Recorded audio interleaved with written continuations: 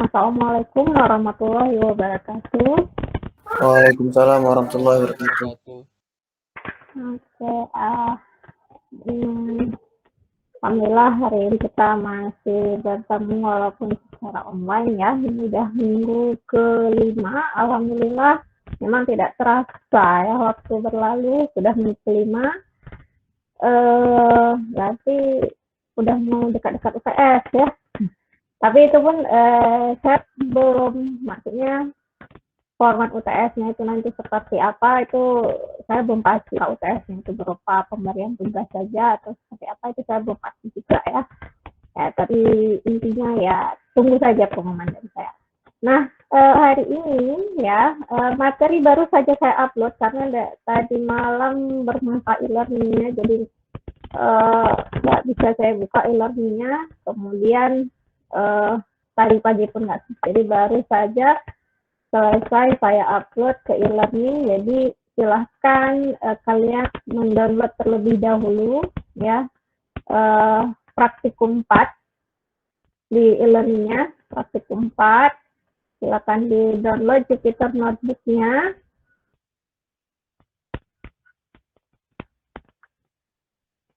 Praktikum 4 ini terkait dengan deteksi ya, detector tracking, detection and tracking. Nah, ini menarik. Jadi kalau sebelumnya itu yang kita lihat pada aplikasi yang sudah jadi, nah di sini kita membuatnya sendiri. Ya, jadi kalau apa ya, sering ya kita melihat aplikasi di HP ya, kan biasanya langsung tuh terdeteksi muka kita seperti apa ya. Jadi persegi yang menampilkan kita, kadang-kadang ada yang malah sampai ke senyum ya, smile detection juga. Nah, jadi hari ini kita akan melihat bagaimana cara membuatnya. Oke, sudah di-download semuanya.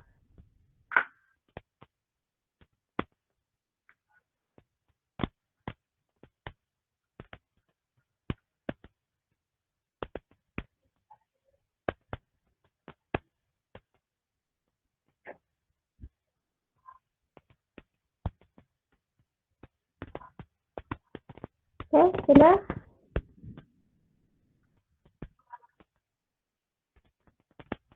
Kita mulai aja yang sudah. Nah,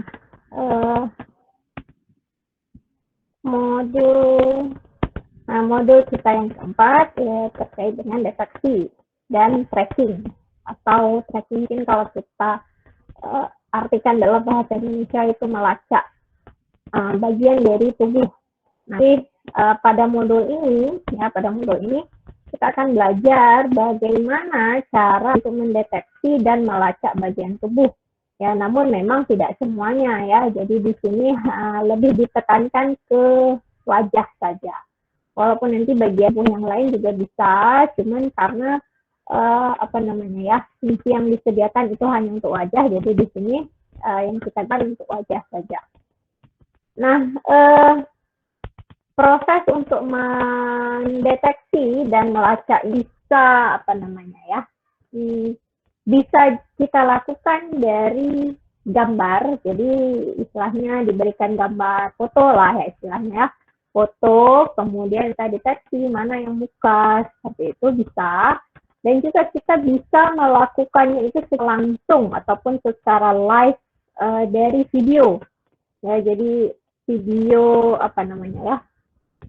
ya kamera laptop kalian gitu kan. Nah, itu istilahnya live stream ya. Jadi saat itu dibaca, saat itu juga bisa terdeteksi bagian dari tubuh kita. Nah, untuk namun untuk melakukan hal-hal tersebut kita perlu terlebih dahulu memahami beberapa konsep dasar ya, konsep dasar yang akan digunakan untuk proses mendeteksi dan melacak bagian tubuh tersebut. Nah, yang pertama sekali di sini kita melihat apa itu HR ya, HR. Nah, jadi HR Cascade ini yang nanti akan kita gunakan. Jadi, HR Cascade ini sebetulnya, Cascade itu saya susah mengartikannya ke dalam bahasa Indonesia, jadinya udahlah saya biarkan aja lah dalam bahasa Inggris. Cascade itu kan seperti ini ya, kan kalau kalian buka suatu window, nah bentuk yang ini, itu menimpa-nimpa, misalnya kan, nah ini kan tampilan file explorer saya. Nah, misalnya nanti saya buka file yang baru, ya, file yang baru, maka dia akan muncul cascade. Nah, ini sebut dia sebagai cascade. Jadi istilahnya kalau kita lihat maknanya itu di kamus, cascade itu seperti air terjun. Jadi air terjun yang jatuhnya itu ada beberapa, jadi pertama, kedua, ketiga. Jadi seperti apa ya? Ada jenjangnya, ya, seperti bertangga dia. Ada jenjangnya. Nah, misalnya ini kalian sering lihat, misalnya di sini ya, file explorer, kalau misalnya kita buka, maka otomatis dia akan terbuka dalam bentuk cascade. Nah, itulah yang dimaksud di sini. Ya, jadi cascade itu maknanya ada beberapa, jadi istilahnya yang classifier yang kita gunakan itu nggak hanya satu saja, tapi ada beberapa classifier yang sifatnya itu cascade. Ya, cascade itu berarti dia berhampiran, ya, berhampiran dan bisa saja saling tumpang tindih. Nah, jadi HR cascade ini classifier cascade yang berdasarkan fitur HR. Nah, untuk memahaminya, kita akan bahas sedikit historinya. Jadi, saya kalau nggak salah di minggu pertama kan saya dijelaskan tuh histori daripada computer vision ini. Jadi pada awal-awal dulu itu apa namanya, proses detection itu sangat lambat, habis itu banyak errornya, banyak kesalahan. Namun seiring waktu, sejak mulai adanya deep learning, ya, maka proses deteksi ini menjadi sangat cepat dan akurat, ya. Nah, salah satu yang apa istilahnya ya, algoritma yang membuat proses tadi menjadi lebih cepat, yaitu suatu algoritma, ya, metode deteksi objek yang ditemukan oleh Paul Viola dan Michael John. Nah, kalau misalnya kalian lihat di internet, maka ini sebutannya adalah algoritma Viola-John. Jadi kalau udah dibilang algoritma Viola-John itu bermakna algoritma yang digunakan untuk mendeteksi objek secara cascade. Ya, secara cascade itu berarti dia apa namanya ya, satu persatu. Jadi kita bagi suatu bidang tadi, ya, kita lakukan satu persatu. Nah, ternyata ya algoritma yang mereka ciptakan itu sangat efektif. Nah, efektif dan akurat, ya, umumnya akurat. Walaupun belum tentu semuanya juga ya, tapi memang sangat efektif. Nah, metode yang mereka ciptakan ini menjadi apa istilahnya ya? Cikal bakal menjadi sangat penting dalam proses machine learning. Nah, jadi kalau dulu itu saat kita mendeteksi objek, maka classifier yang dibuat itu harus kompleks, harus sekaligus satu image yang akan diproses, ya. Sehingga apa? Sehingga memerlukan waktu yang lama dan istilahnya kalau dalam computer vision itu ekspensif. Nah, ekspensif itu berarti prosesnya lama, kompleks, ya. Nanti kalau tiba-tiba salah berarti harus ulang lagi dari awal. Nah, namun dengan adanya algoritma yang diciptakan oleh Viola-John ini, ya, maka algoritma tersebut sangat apa namanya ya, sangat sangat membantu lah ya di dalam proses machine learning. Nah, di dalam makalahnya, di sini saya ada berikan link untuk melihat makalahnya. Jadi di dalam makalahnya mereka menjelaskan bahwa teknik machine learning yang mereka suggest ya, yang mereka sarankan ya, itu berupa boosted cascade. Jadi istilahnya proses cascade yang boost itu yang diperbagus lah istilahnya ya, dari classifier sederhana. Jadi classifier itu biasa, maksudnya sederhana aja, tidak terlalu kompleks, tapi karena dilakukan itu secara cascade ya, satu persatu, sehingga proses image-nya itu berhasil dibaca semuanya, maka hasil kinerja daripada algoritma mereka itu sangat baik, sangat bagus sekali. Nah, kenapa ya istilahnya asal-muasalnya, kenapa mereka menciptakan algoritma seperti itu? Jadi alasannya,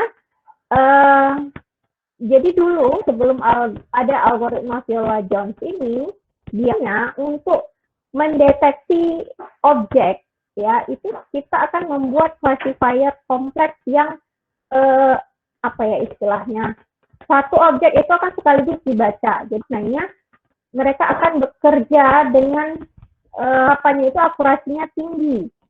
Nah, namun apa? Namun proses komputasinya itu juga tinggi. Ya, jadi istilahnya classifiernya itu kompleks, ya, tapi akibatnya apa? Proses komputasi itu juga kompleks ya, memerlukan waktu yang lama. Nah, jadi selain itu kita juga perlu data training yang banyak untuk membangun classifier yang bagus. Nah, jadi istilahnya itu kendala saat melakukan proses machine learning pada vision ya, pada gambar atau video. Nah, kan ini kan Anda belajar ya, ini sebetulnya dasar-dasar yang kalian pelajari di data mining. Misalnya kita ingin mendeteksi objek kucing. Jadi bagaimana cara kita mendeteksi objek kucing tersebut? Ya, berarti kita akan membangun sistem machine learning yang bisa belajar. Nah, namanya machine learning, berarti mesinnya itu akan belajar bagaimana sebetulnya bentuk kucing. Nah, jadi nanti hasil akhirnya sistem itu bisa memberitahukan kita apakah citra yang kita berikan itu ada objeknya atau tidak. Ya, itu hasil akhirnya. Nah, bagaimana cara sistem tadi itu belajar? Maka kita perlu proses yang namanya training. Ya, jadi sebelum tadi kita latih dan kita berikan beberapa gambar kucing dan bukan kucing. Jadi yang kucing itu kayak gini, yang bukan kucing itu kayak gini. Jadi supaya mesin itu belajar bahwa namanya kucing bentuknya seperti ini. Yang selain itu berarti bukan kucing. Nah, sehingga nanti sesudah dia belajar, maka gambar kucing tadi jika terdeteksi itu akan dianggap sebagai citra positif. Dan yang bukan kucing itu akan dianggap sebagai citra negatif. Nah, ini udah kalian pelajari juga ya di mining, jadi memang konsepnya itu juga digunakan pada computer vision. Nah, proses trainingnya ini sebetulnya banyak cara untuk melakukan training. Namun sayangnya kompleks, jadi model yang dihasilkan itu kompleks sehingga susah diimplementasikan dalam sistem real time. Jadi makanya karena kompleks, dia perlu waktu lama. Real time ini kan seperti misalnya kamera kita, istilahnya, atau kamera CCTV, itu kan sifatnya real time. Jadi saat itu muncul gambarnya, videonya, maka saat itu juga bisa diproses. Seperti ini yang lagi heboh-heboh sekarang di Banda Aceh, udah mulai diterapkan ETLE, ya kan? Nah, itu sebetulnya implementasi dari computer vision.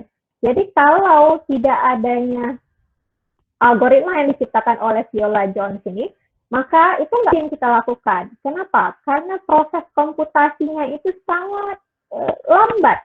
Ya, kenapa? Karena model yang dibangun itu kompleks. Nah, sehingga apa? Sehingga muncullah ide untuk membuat classifier yang sederhana saja. Namun apa? Jika classifiernya itu sederhana, hasilnya menjadi tidak akurat. Nah, jadi ini istilahnya apa ya? kalau udah pembelajaran mesin itu seperti apa? Kita pilih cepat apa kita pilih akurat?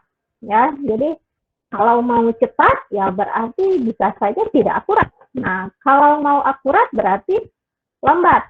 Ya, jadi ini hal yang sangat lumrah ya pada machine learning.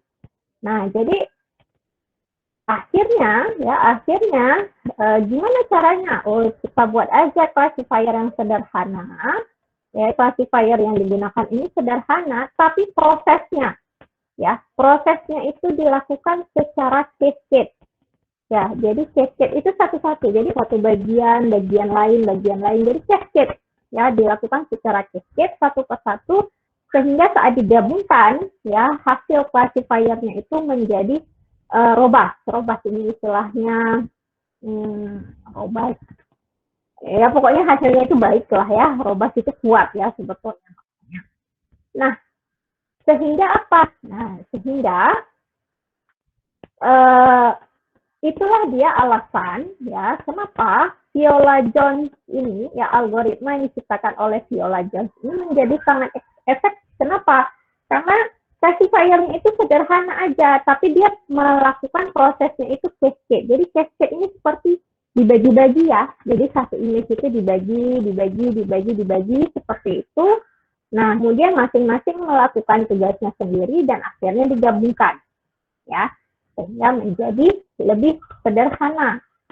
Nah, oke. Nah, kemudian kita akan di sini ya pada praktikum ini kita akan coba sekali bagaimana untuk mendeteksi wajah.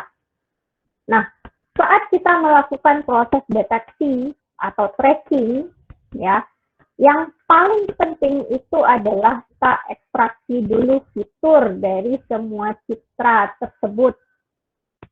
Jadi intinya kita ekstraksi dulu fitur-fiturnya.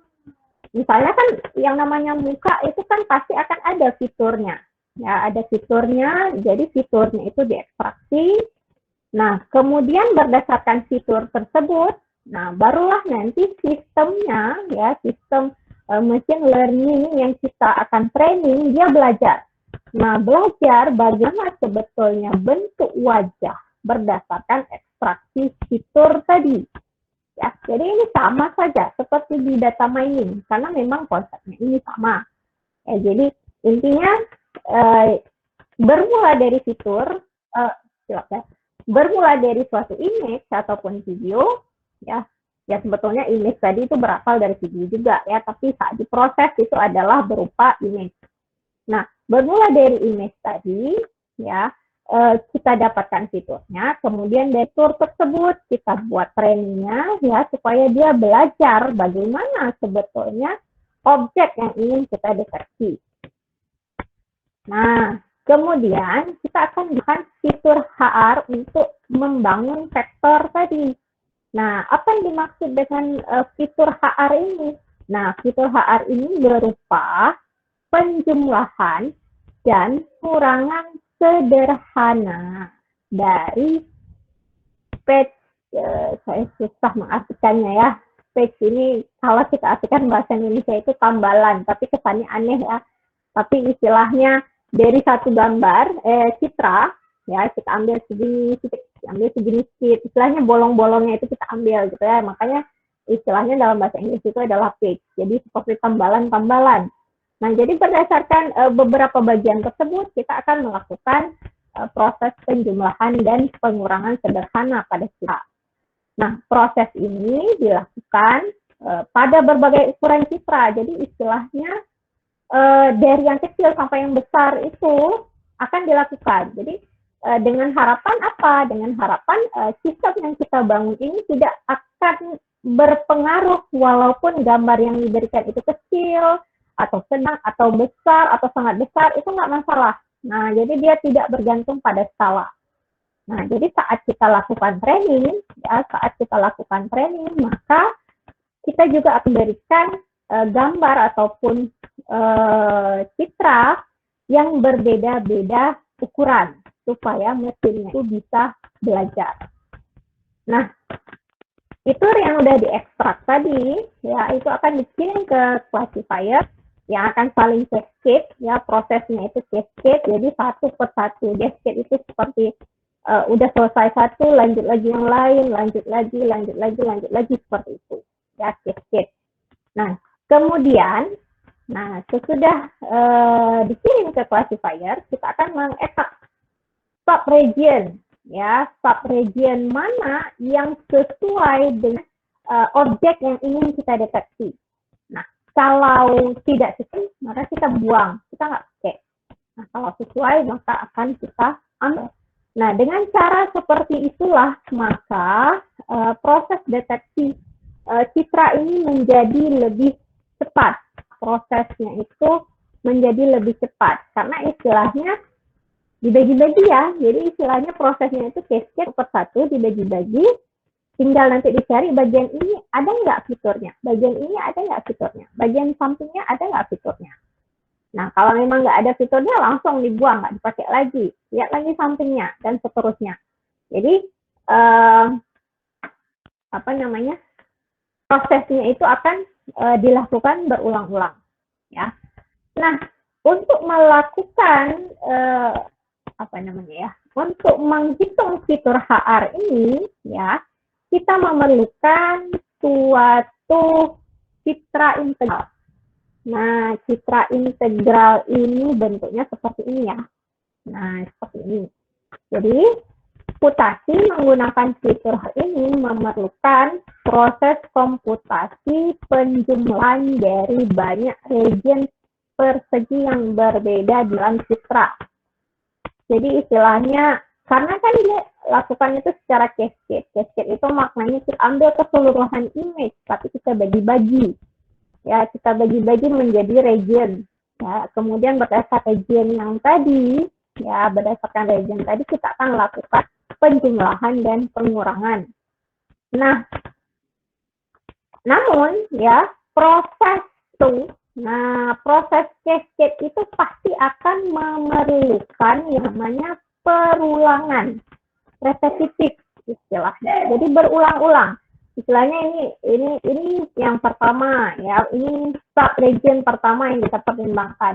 Kemudian nanti ada sampingnya lagi, kemudian bawahnya lagi, dan seterusnya, ya, dan seterusnya, repetitif, ya. Jadi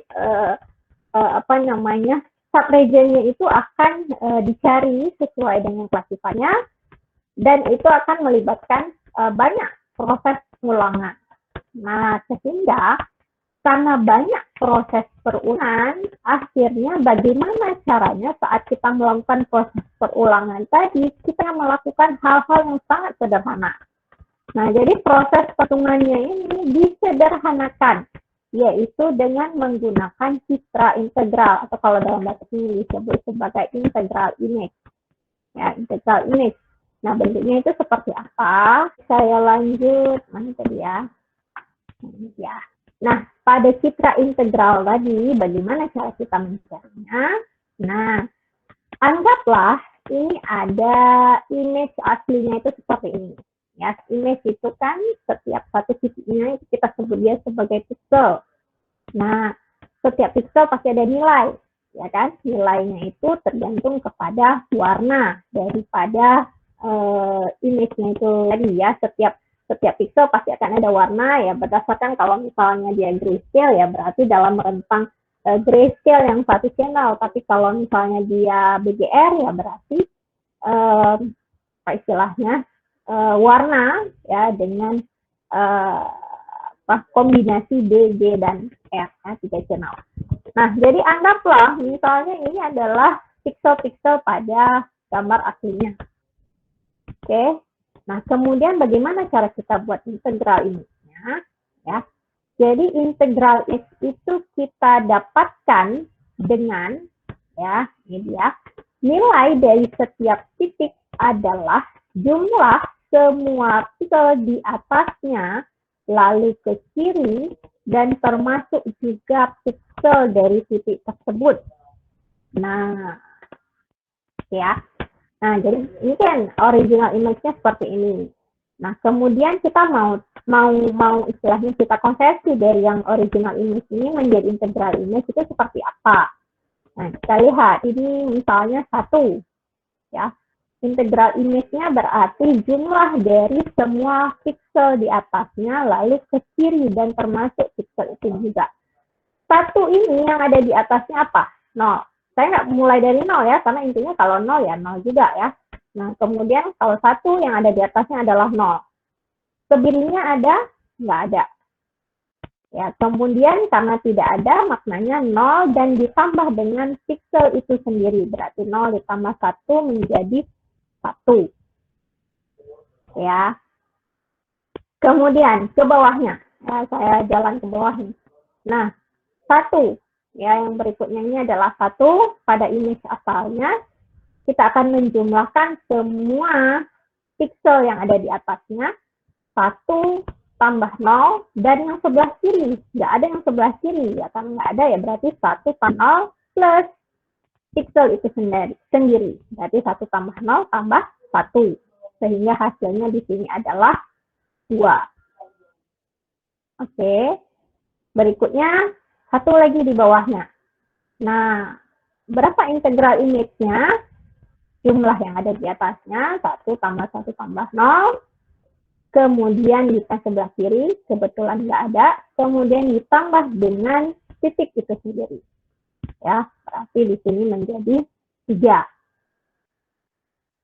Oke. Nah, yang samping-sampingnya ini sama juga. Ini sama ya, 1 karena yang di atas nggak ada, tapi yang di samping itu adalah 0, berarti 0 ditambah dengan piksel itu sendiri 1, sehingga hasilnya adalah 1. Kemudian titik yang 2 ini, ya 2. Yang di atasnya itu 1, ya 1, kita simpan dulu 1. Kemudian sebelah kirinya ada 0 dengan 1.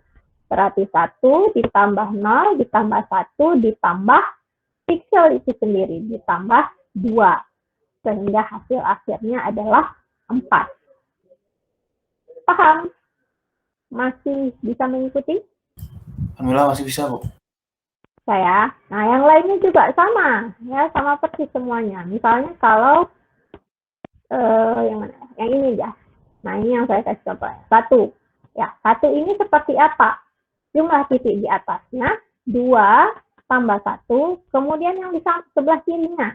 Berarti 2 tambah 1, 3 tambah 1, 4, tambah 2, 6, tambah 2, 8, tambah 1, 9, tambah 1, 10, plus diri dia sendiri. Tambah 1 jadi 11. Sehingga hasil akhirnya di sini adalah 11. Oke, bisa dipahami? Bisa, Bu. Oke, saya lanjut. Nah, jadi dengan menggunakan citra integral tersebut, kita bisa menghemat waktu saat menghitung jumlah dari semua piksel pada suatu persegi. Ya, jadi saat kita melakukan proses skate ini, ya piksel-piksel ini tuh kita tambahin. Nah, kita tambahkan. Jadi proses penambahan berupa ini kan kalau kita lihat suatu kalau kita implementasikan di dalam kode program ini kan berupa matriks 2 dimensi ya. Matriks 2 dimensi penjumlahannya seperti apa? Berapa kompleksitas penjumlahan pada matriks 2 dimensi? Nah, ini mengulang materi struktur data. Berapa kompleksitas waktu untuk penjumlahan matriks 2 dimensi? Ayo. Berapa?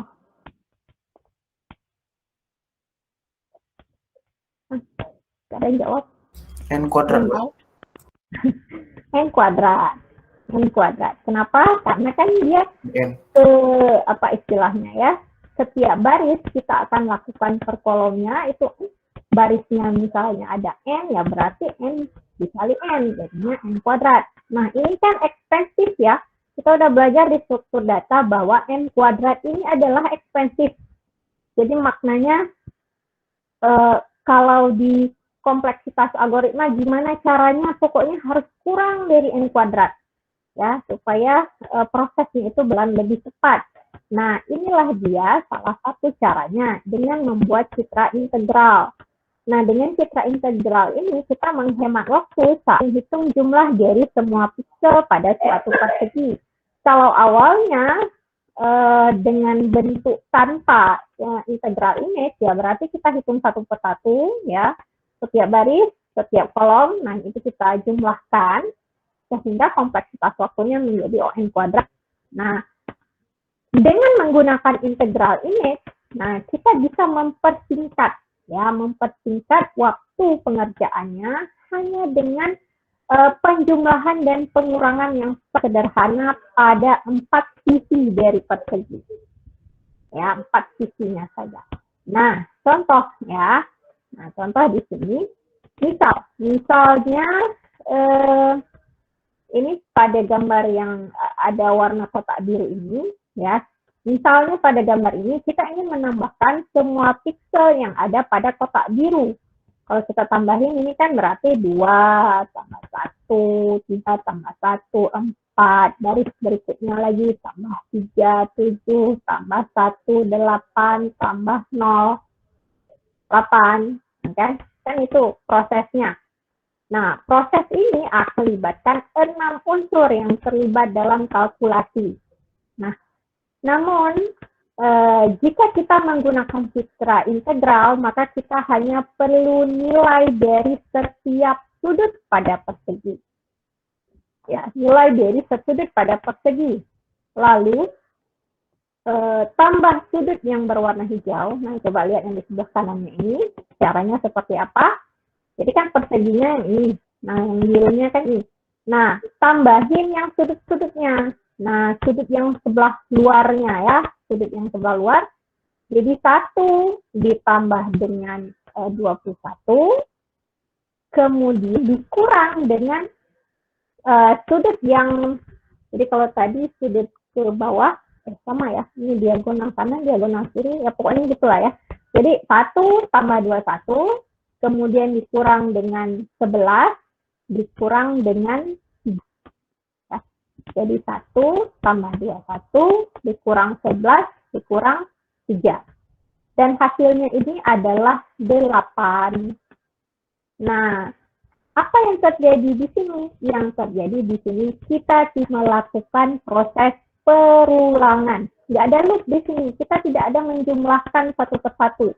Tapi di sini kita hanya langsung melihat nilai daripada integral nya, ya, sudut yang atas ini, yang bawah ditambah atas, dikurang yang sebelah sini, dikurang sebelah sini, dapatlah dia jumlah dari kotak segi ini.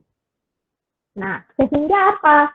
Sehingga di sini hanya proses penjumlahan dan pengurangan saja yang dilibatkan. Kira-kira kalau prosesnya seperti ini, kompleksitas waktunya itu jadi seperti apa? Berkurang, Bu, tapi nggak tahu jadi berapa. Ayo, masih ada lupa. Kompleksitas waktu bermula dari konstan, kemudian ON log N, kemudian ada ON, kemudian ada N log N, kemudian ada ON kuadrat, ON pangkat 3, dan eksponensial. Oh, berarti Bu, karena nggak ada looping, karena cuma aritmatika, berarti konstan, Bu? Konstan. Nah, beda jauh ya, tadi ON kuadrat. Nah, sekarang sudah menjadi konstan. Nah, jadi betul-betul kita di sini menghemat waktu. Ya, menghemat waktu. Nah, kenapa kita menghemat waktu? Karena kita hanya perlu 4 sisi saja. Jadi 4 unsur ini saja saat kita melakukan proses kalkulasi. Nah, misal perseginya kita perbesar. Ini kan kebetulan cuma yang ini aja ya, 3 kolom 2 baris. Misalnya keseluruhannya ini kita ambil, kan berarti ada 4 kolom 4 baris. Ya, 4 kolom 4 baris. Berarti kalau kita jumlahkan satu persatu, maka N kuadrat jadinya. N kali N, 4 kali 4, 16 unsur. Ya, 16 unsur. Tapi jika kita menggunakan metode integral image ini, ya, citra integral ini, maka kita hanya perlu titik sudutnya saja. Jadi yang ini dan ini dan ini, ya, konstan. Jadi mau ukuran gambarnya atau ukuran perseginya itu kecil, besar atau sangat besar, nggak ada masalah. Tetap yang akan dihitung adalah ujung ini saja, ya, penjumlahan dan pengurangan dari ujung-ujungnya itu. Oke ya. Nah, ini dia proses yang mempercepat, ya, proses yang mempercepat. Jadi asal muasalnya, memang istilahnya proses deteksi ini kita tinggal panggil library saja, ya, tapi asal muasalnya juga perlu kita ketahui. Jadi asal muasalnya ya karena ini tadi. Nah, kita menggunakan fitur HR. Nah, fitur HR ini berjalan secara cascade. Cascade ini bermakna banyak perulangan repetitif saat kita menjumlahkan semua pixel. Ya, saat kita menjumlahkan semua pixel. Sehingga bagaimana caranya supaya menjadi lebih cepat? Maka kita akan menggunakan citra integral. Jadi itulah dia urutan-urutannya, proses yang berlaku saat kita menggunakan deteksi image dengan menggunakan algoritma Viola-Jones. Sampai di sini ada yang ditanyakan? Bu, izin bertanya, Bu. Ya. Itu kan kalau yang persegi birunya itu kan, persegi panjang birunya itu kan yang ini, maka yang jumlahin itu adalah yang kiri atas luar persegi, lalu kanan atas luar persegi, kiri bawah luar persegi, dan kanan bawah dalam persegi yang biru nih, Bu. Nah, itu yang hijaunya kan 121. Itu yang merah itu 311. Kenapa dipilih angka itu, Bu? Dan bagaimana kalau ketika persegi yang ingin dihitung itu adalah keseluruhan persegi? Itu gimana, Bu? Kalau keseluruhan persegi berarti yang diambil ada yang sebelah luarnya ini. Nah, jadi gini ya. Pada proses cascade ini biasanya kita akan mengambil kira itu keseluruhan image. Pasti akan kita lakukan cascade. Makanya kita ambil kotak-kotaknya. Makanya tadi yang saya katakan stage tadi, ya, tambalan. Jadi seperti ada citra yang besar, kemudian kita ambil sedikit. Jadi prosesnya itu akan dilakukan secara berulang, ya. Paham maksudnya? Jadi mana ya? Gimana saya gambar?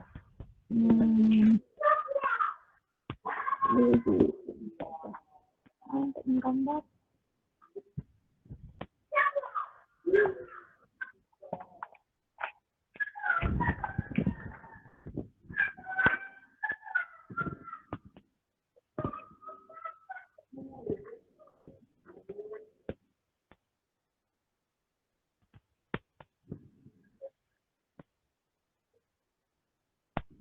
Oke. Misalnya kan ini seperti ini. Ini kan besar. Ini kan bisa kira-kira seperti ini, ya. Nah, ini kan ini dari banyak pixel nih. Ini kan banyak pixelnya. Ya, pixelnya misalnya kalau image-nya itu 100 kali 100 berarti ada 100 pixel ke kanan dan 100 pixel ke bawah, ya. Ini kan konsepnya di minggu-minggu sebelumnya udah saya jelaskan, ya. Jadi ada 100 ke kanan dan 100 ke bawah. Nah, kemudian, ya, kita melakukan cascade ini maknanya apa? Kita tidak mengambil semua keseluruhan daripada image, tapi kita ambil petak-petaknya aja. Nah, kita ambil petak yang ini. Kalau misalnya yang kita gunakan misalnya hanya petak yang ini saja, ya, petak yang ini saja, ya berarti ini yang akan kita proses. Kemudian kalau kemudian kita ambil yang sampingan, maka yang ini akan kita proses.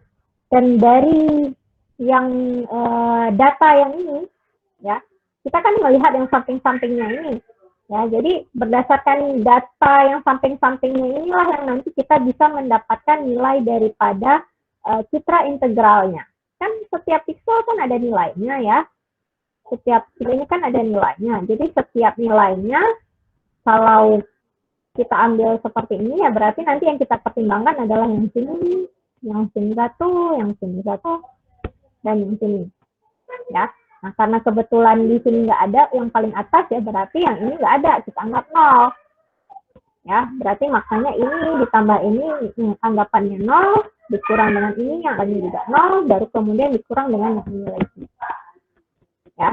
Dan kalau misalnya di bawahnya, yang di bawah misalnya, berarti maknanya data yang ada di sini ditambah dengan yang ada di sini, yang di luar sini, ya, yang di luar sini, jadi data yang ada di sini ditambah dengan data yang di sini, dikurang yang di sini, kemudian dikurang yang ada di sini. Nah, jadi seperti ini, ada bagian sebelah luarnya ya, satu baris dan satu kolom bagian sebelah luarnya. Jadi itulah cara untuk menghitung yang citra integral ini. Nah, jadi pada proses citra integral ini ya ada perulangan. Jadi perulangan yang pertama itu perulang untuk menghasilkan citra integralnya terlebih dahulu. Ya, jadi perulangan pertama untuk kita hasil citra integral, baru nanti kalau udah ada citra integral kan itu udah ada nilainya. Nah, udah langsung kita ambil nilainya saja. Nah, bedanya kalau kita tidak menggunakan citra integral, maknanya data yang ada di sini itu kita jumlahkan, loop lagi berikutnya data yang ada di sini jumlahkan, loop lagi berikutnya yang di sini kita jumlahkan, loop lagi berikutnya yang ini, dan seterusnya sampai habis. Nah, jadi sehingga apa? Sehingga proses cascade ini menjadi lebih efisien. Ya, efisien tapi dia repetitif berulang. Ya kan berulang. Nah, sehingga gimana caranya? Jadi pada algoritma ini dipikirkan yang berulang tadi gimana caranya itu dibuat sederhana. Ya. Padahal kan saat menjumlahkan ini udah penjumlahannya udah n kuadrat lagi. Sampingnya n kuadrat lagi. Kan? Padahal repetitif. Jadi istilahnya udah repetitif, apa yang dilakukan itu juga sampai ekspansif ya. Ekspansif, n kuadrat adalah ekspansif. Nah, sehingga apa? Caranya ya berarti citra integralnya itu kita buat dulu di awal, kemudian kita lakukan cascade. Nah, cascade itu seperti apa? Kita ambil nilai-nilai yang udah kita dapatkan dari citra integral tadi, tinggal ambil aja. Nah, sesudah diambil, saat kita melakukan proses cascade, kita tidak lagi perlu melakukan loop n kuadrat tadi. Yang perlu kita lakukan hanya penjumlahan sisi tadi. Jadi penjumlahan pengurangan 4 sisi ya. Paham maksudnya? Jadi bedanya antara kalau kita tidak menggunakan HR cascade dengan menggunakan HR cascade.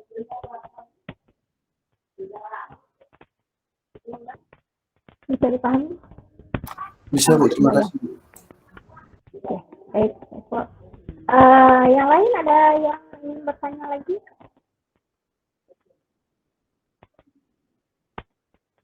Tidak ada. Oke, kita lanjut ya. Tidak ada. Nah, berikutnya ini langsung ke contoh programnya ya. Contoh program pertama ini adalah deteksi wajah pada gambar.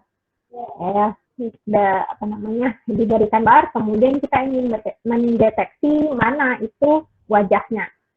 Nah, untuk folder, jadi untuk menggunakan ya istilahnya nih, fungsi cascade classifier ini, ya cascade classifier ini, maka kita akan memanfaatkan library dari HR cascade. Ya, library HR cascade ini sudah saya upload ke Google Drive, silahkan kalian download ya pada link yang saya sertakan ini. Ya, silahkan di-download, kemudian nanti disimpan. Ya, di sini saya menyimpannya di dalam folder cascade. Jadi nama foldernya itu saya beri nama cascade. Ya, kemudian nanti tinggal dibaca. Nah, atau ya sebetulnya saat kita melakukan install OpenCV awal ya, pip OpenCV itu ya, sebenarnya di komputer kita itu juga sudah ada kata library cascade ini. Nah, letaknya itu ya, jadi mau download dari sini boleh, mau pakai langsung dari library-nya juga bisa. Oke, datanya itu di sini kalau saya nggak salah. Tadi saya lihat. User ya, dari user, kemudian kalau kalian info Conda berarti di bawah ini .conda ini foldernya, kemudian di bawahnya ada package ya KJS. Kemudian kalau saya letaknya di sini di dalam lib open cv4 ini ya, lib open, kemudian betul di sini kayaknya sih di sini, kemudian ini dia di lib open, kemudian di bawahnya ada library, kemudian ada folder etc. Nah, dalam sinilah dia folder cascade itu tadi ya, HR cascade. HR cascade ini digunakan untuk manusia ya. Kemudian ada tambahan nih, satu lagi cascade ini unik juga. Cascade ini untuk kucing kalau nggak salah ya, atau untuk hewan ya, saya lupa kayaknya sih, belum saya coba juga sih. Tapi di sini ada cat, jadi kemungkinan untuk cat mungkin ya. Nah, jadi folder ini sama saja dengan yang saya upload di Google Drive, sama saja. Nah, jadi kalau kalian download dari Google Drive, nah berarti kalian simpan pada folder tertentu. Nah, kemudian buka file XML-nya pada folder tempat kalian simpan tadi. Nah, kalau tidak mendownload dari Google Drive, nah boleh langsung menggunakan cascade classifier dari library OpenCV. Ya, caranya seperti ini.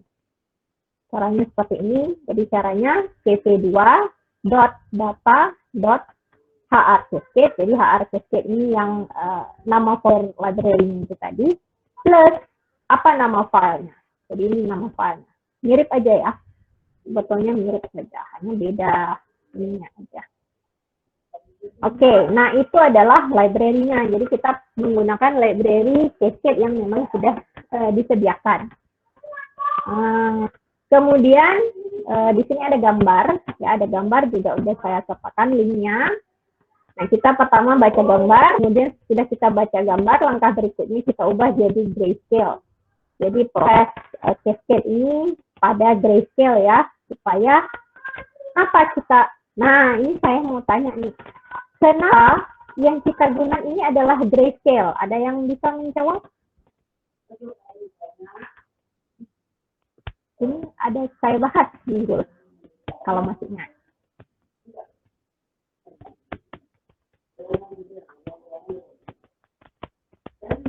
Ada? Tidak ada yang jawab? Tidak ada yang tahu?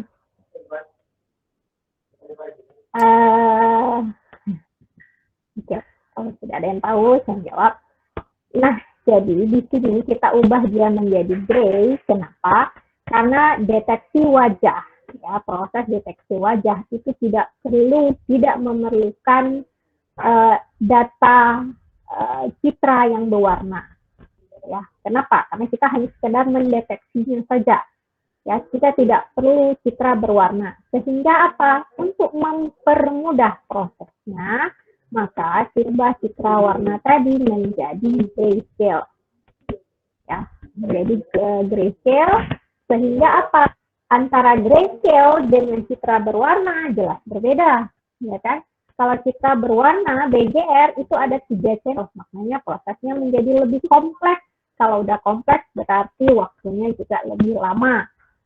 Modelnya kalau kita nanti men-training modelnya juga menjadi lebih lebih kompleks. Nah, dibandingkan jika kita menggunakan citra yang grayscale. Nah, grayscale ini kan cuma satu channel. Nah, karena satu channel berarti anggapannya ya proses juga menjadi lebih cepat. Ya, bisa dipahami ya kenapa kita ubah jadi grayscale. Nah, kemudian sesudah kita ubah jadi grayscale, kemudian kita panggil method ini di tag multiscale. Ya, multiscale ini maknanya tadi itu saya jelaskan di atas bahwa fitur HR, nah ini dia, yang kita inginkan, sistem yang kita bangunkan itu tidak tergantung pada skala. Jadi skala kecil dan skala besar ya itu bisa tetap diproses. Jadi caranya seperti itu. Maka yang kita lakukan di sini adalah detect multiscale. Jadi image yang tadi ya, proses cascade-nya itu akan dilakukan untuk beberapa skala. Ya, di sini diberikan skalanya itu adalah 1,08. Kemudian 5 ini kalau saya nggak salah berapa jumlah neighbor apa ya? Neighbor kalau nggak salah apa samping-sampingnya itu ada berapa nanti ya? Ada Pak image pecahan di sampingnya itu berapa? Kalau nggak salah harus lihat lagi. Nah, dan nilai-nilai ini bisa kita ubah-ubah. Jadi bisa kita ubah sesuai keruan, maknanya kita akan melihat mana yang akurasinya itu paling good. Jadi ini nilainya bisa diubah. Nah, sesudah kita dapatkan, jadi phases ini dia akan mengembalikan di array ya. Jadi dia mengembalikan di array. Kemudian kita baca satu per satu nilai X, Y, W, dan H. Y itu adalah posisinya, W dan H ini adalah lebar dan tinggi. Ya. X, Y, dan lebar dan tinggi. Nah, kemudian kita apa istilahnya ya, untuk mana yang itu merupa wajah itu akan kita gambar rectangle. Jadi kita tandakan bahwa itu adalah wajah. Jadi digambarkan rectangle. Nah, caranya seperti apa? Gambarkan rectangle pada image dari titik X hingga titik Y selebar X tambah W, tingginya Y tambah A, warna daripada rectangle-nya adalah 25500. 25500 kan berarti BR blue ya, blue, koma 2. Dua yang terakhir ini apa ya? Lupa saya. Oke, dah. Kemudian kita gambar rectangle, kemudian ini frame-nya ya, frame-nya kita show. Kemudian, nah di sini supaya datanya itu tersimpan, kita write kembali pada file yang baru. Itu makna daripada kode program ini. Nah, sekarang kita coba ya. Kita coba.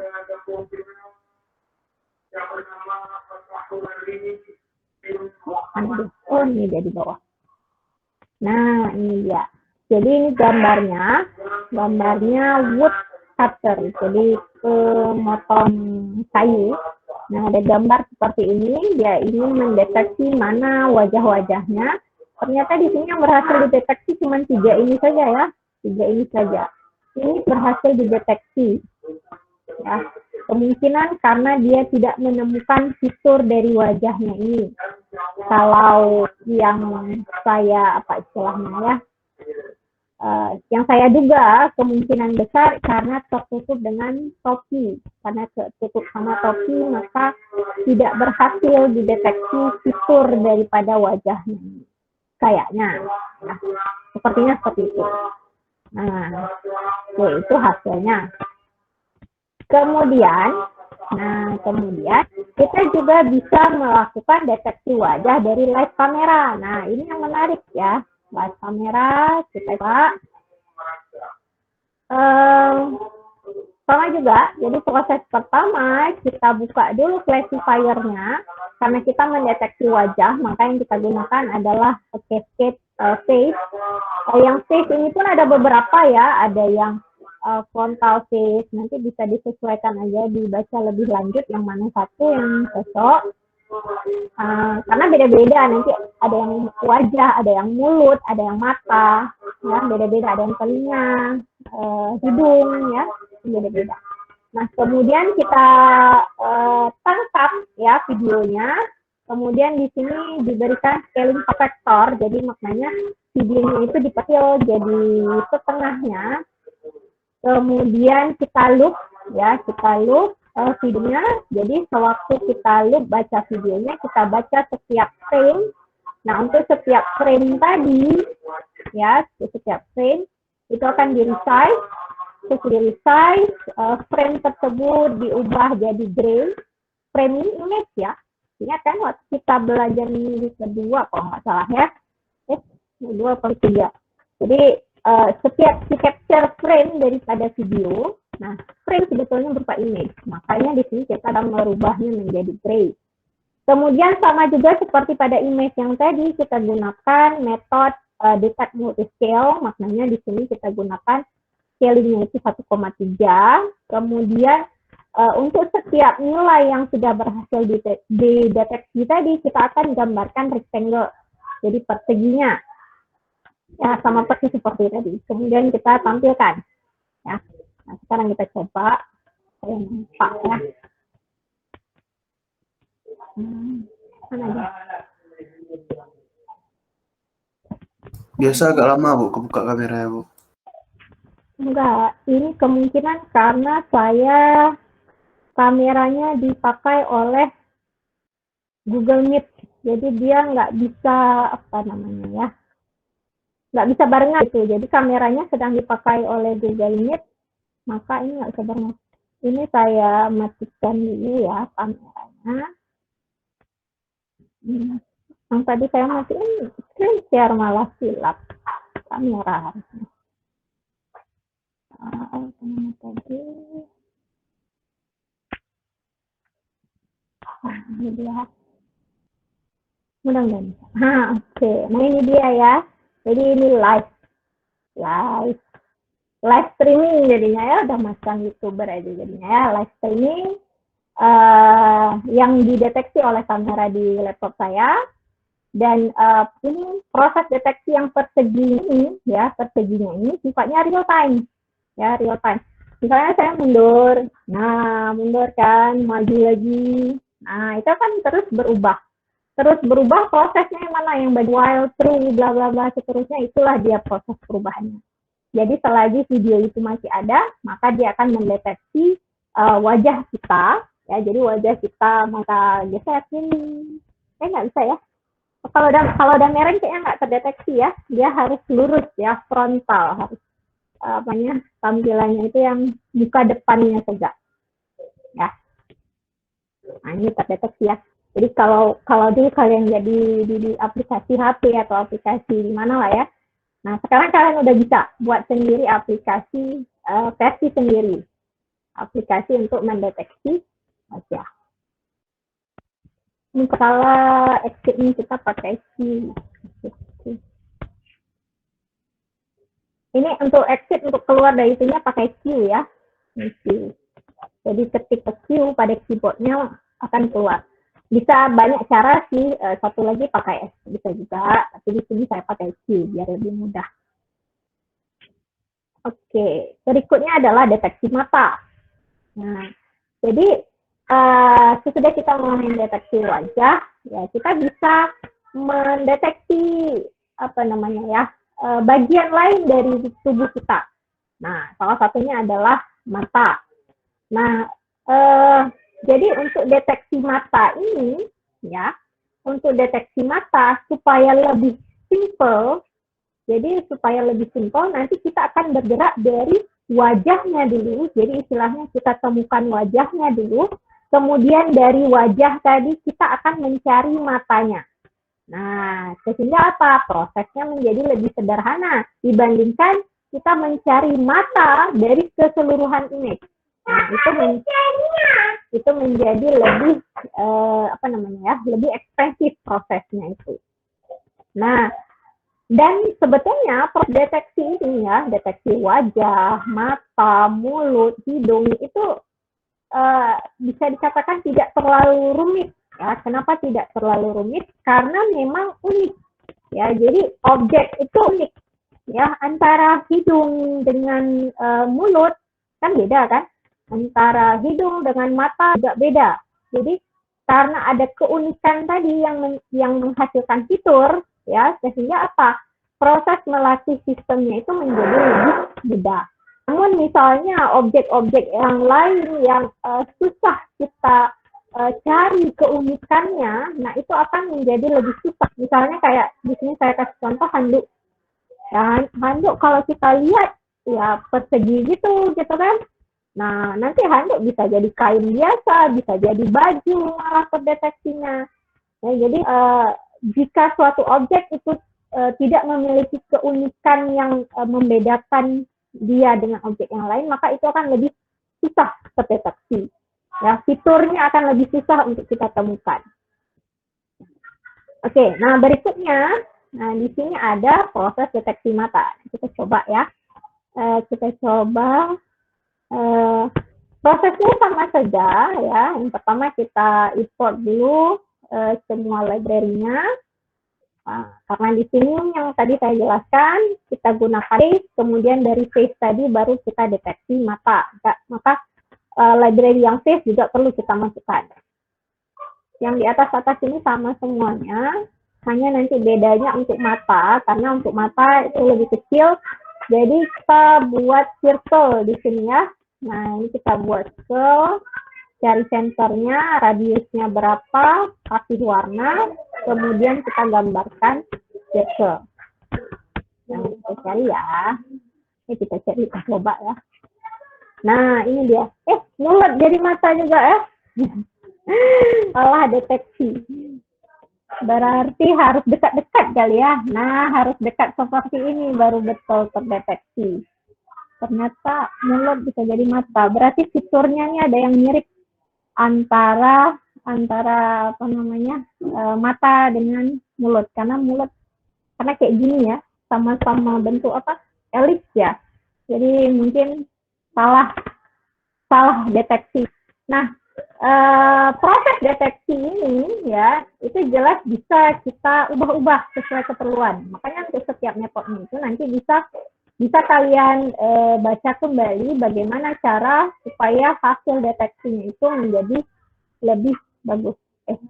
Ya.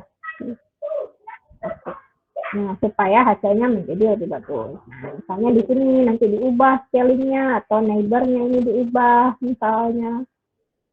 Itu bisa bereksperimen. Oke, ada yang bertanya? Kemudian ada deteksi senyum. Nah, ini menarik juga nih. Saya udah coba. Deteksi senyum. Nah, kan sama juga seperti deteksi wajah tadi ya. Senyum itu maknanya kita menggunakan deteksi wajah, kemudian dari persegi yang kita dapatkan pada deteksi wajah, kita akan mendeteksi senyum, mulut ya. Nah, jadi ini mulut kita nih. Kalau jauh-jauh, ternyata mulutnya nggak terdeteksi. Berarti harus agak lebih dekat, baru mulutnya ini terdeteksi. Oke. Nah, kemudian ada yang bertanya? Ada latihan ya. Latihan ini sederhana aja sebetulnya. Pakai gambar, nggak pakai video. Jadi kalian kumpulkan 10 gambar, ya gambar sama kawan-kawan atau gambar sama keluarga, gambar saudara, ya. Kira-kira sekitar 10 gambar. Nah, kemudian bisa menggunakan kode program yang pertama tadi ya, yang menggunakan gambar. Nah, yang ini tadi, ya, yang ini. Nah, tapi kalian ubah suai kayak bahasa Melayu aja. Kalian ubah ya, sesuaikan dengan soalnya. Jadi di sini soalnya dari 10 gambar tadi ya, kalian deteksi wajahnya ya, deteksi wajah, kemudian simpan pada file, kemudian tampilkan gambar hasil deteksi tadi dengan menggunakan matplotlib. Nah, kemudian hitung probabilitas setiap wajah pada gambar tadi. Berapa jumlah yang berhasil terdeteksi. Nah, ini secara manual boleh juga, karena kalau secara sistem itu rumit, karena banyak caranya, rumit. Jadi manual aja. Misal, pada gambar 1 ada 5 orang misalnya, berarti kan ada 5 wajah. Nah, dan berhasil terdeteksi semuanya, berarti probabilitasnya adalah 1. Kemudian misalnya pada gambar 2 ada 6 orang, 4 aja yang berhasil terdeteksi. maka probabilitasnya adalah 4/6 atau 2/3. Dan hitungan probabilitasnya itu juga perlu kalian tampilkan dan dicetak juga. Ada yang bertanya sampai sini? Ada? Ada? Atau masih mencoba bereksperimen sendiri kali ya? Kalau nggak ada yang nanya, saya kasih tugas, betul kan? Jadi kali ini ada tugas. Nah, yang latihan ini, kalian kumpulkan di link latihan 4. Yang latihan 4, kemudian yang tugas pada link tugas 1. Nah, pada tugas 1 ini, di sini diberikan kode program. Nah, ini kode program yang untuk membantu saja yang pertama. Kode program yang pertama ini adalah yang kode program base-nya, ya, dasarnya untuk menampilkan video live stream dari kamera. Jadi untuk menampilkan video live stream dari kamera, kemudian di sini frame-nya itu diperkecil menjadi setengah, dan untuk menutup frame pakai kunci keyboard Q, ya, Q pada keyboard. Oke, nah kemudian di sini ada kode program yang di bawahnya ini sedikit unik karena kita menambahkan mouse input. Jadi kita bisa input menggunakan mouse, kemudian data hasil input itu kita proses. Jadi di sini data yang kita pilih, yang kita select gambarnya, itu kita ubah nilainya menjadi citra negatif. Itu coba.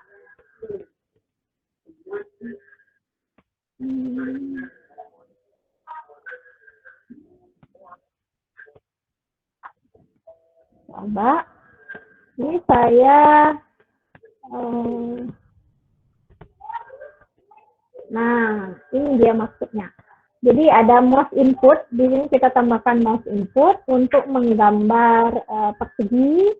Kemudian data yang kita pilih pada perseginya ini, ya, nilai pixelnya ini kita ubah menjadi negatif. Negatif ini maknanya dibalik ya. Jadi kalau misalnya bukan dibalik, dikurang. Jadi nilai 255 dikurang dengan nilai pixel di tempat.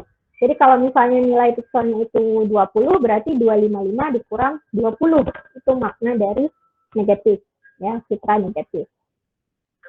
Ya, kita ubah yang lain, bisa juga, ya, ini negatif. Negatif.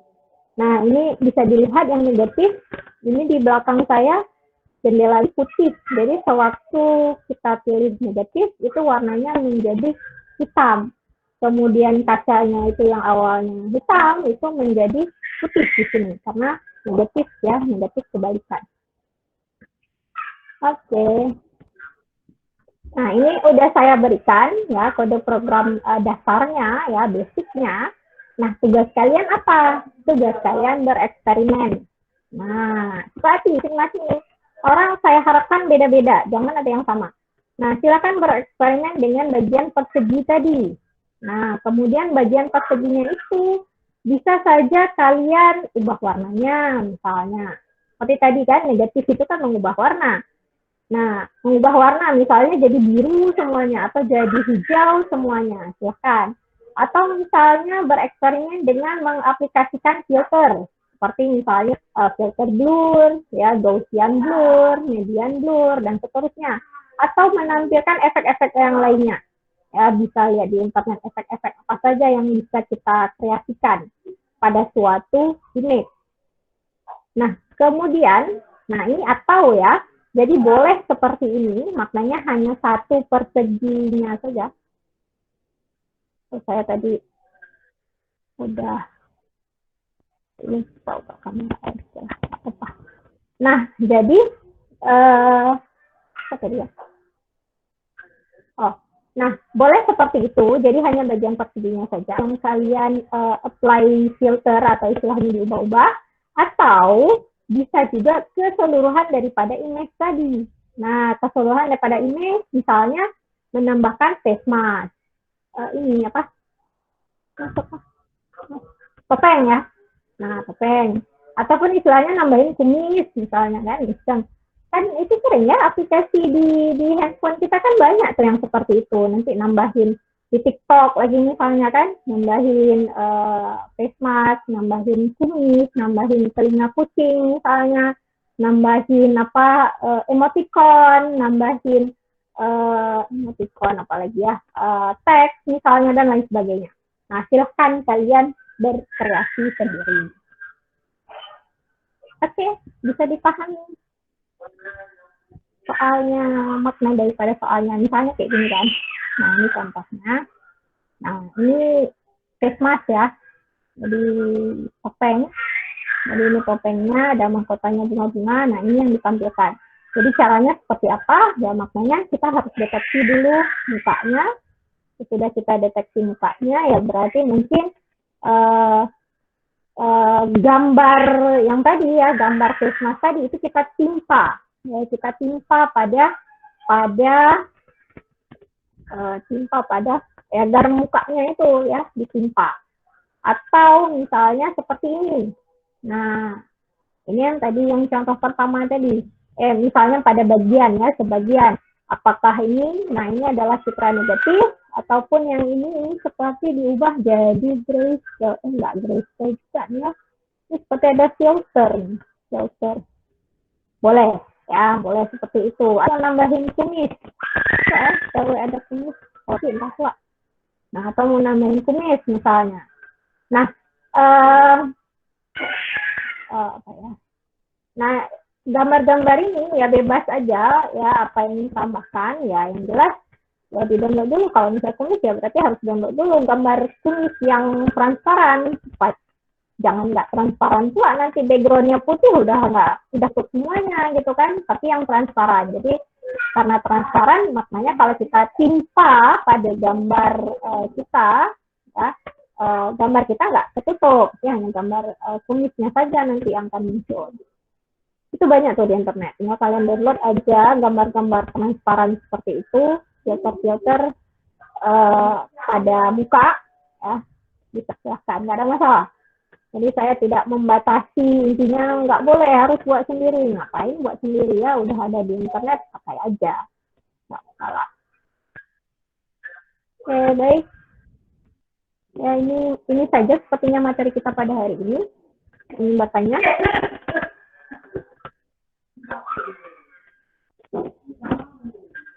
Ada? Untuk tugasnya ini, saya kasih waktu agak panjang ya, 2 minggu.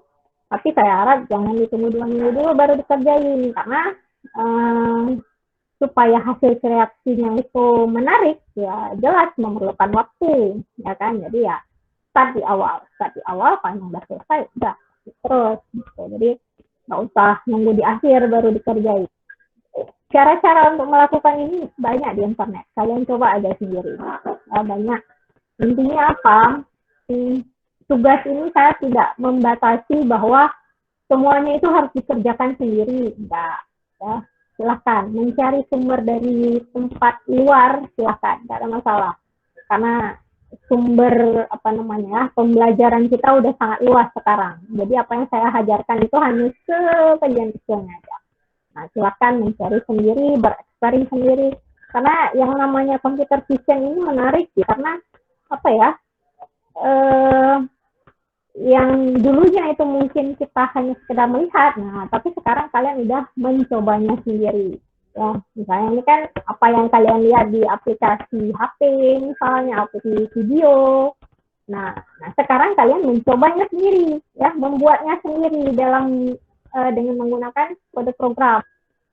Nah, itulah dia keunikan dari belajar di informatika seperti itu kan. Kalau orang hanya melihat hasil jadinya saja, kalau kalian membuat dari awal sampai ke hasil jadinya. Oke, ada lagi yang lain? Tidak ada. Baik, kalau memang tidak ada, karena ini juga hari Jumat, waktunya juga singkat, jangan lupa absen. Saya akhiri di sini saja. Assalamualaikum warahmatullahi wabarakatuh. Waalaikumsalam warahmatullahi wabarakatuh. Assalamualaikum Terima kasih, warahmatullahi Bu. wabarakatuh.